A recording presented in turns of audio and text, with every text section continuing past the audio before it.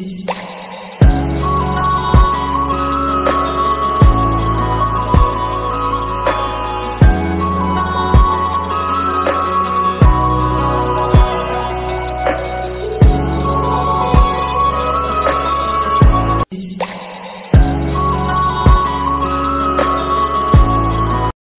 Guys, কেমন আছো তোমরা? আশা করছি ভালো আছো। আর আমি অনেক লেটে জামাই ষষ্ঠীর ব্লগ দিচ্ছি, তো তোমরা দেখো।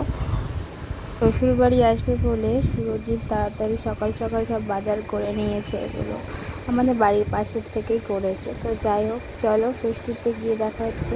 তো ফাইনালি যে চলে এসেছি আমি বাপের বাড়িতে। আর এই যে এসে না বেশি ভিডিও করা হয়নি, ফাইনালি খেতে চলে গেছিলাম কারণ খুব খিদে পেয়ে গেছিলো। আর সুরজিৎ সকালবেলার থেকে না খেয়েছিল যে মা এগুলো দেবে তারপরেও খাবে। তো যাই হোক, মাও না খেয়েছিল, আমিও না খেয়েছিলাম।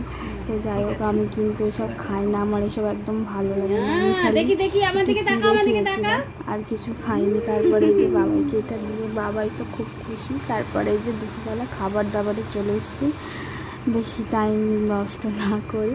এই যে খাওয়াটা হয়ে গেছে, এখন সুরজিৎ একটা পাখি নিয়ে পড়েছে। পাখিটাকেও নিয়ে এসছে কলকাতা থেকে। তো সেই পাখিটা উঠতে পারে না, তো ওকে উড়ানোর জন্য ওকে ঠিকঠাক করে ট্রিটমেন্ট করছে এখন, ভাত টাত খাইয়ে। তো যাই হোক, তারপরে এই যে বাবাইয়ের সাথে ঘুরতে যাবে বলে বায়না ধরেছে এখন। আর এখন যাবে ঘুরতে, ঘুরে টুরে এসে তারপরে আবার ব্লগটি স্টার্ট করছি। চলো তোমরা দেখতে থাকো।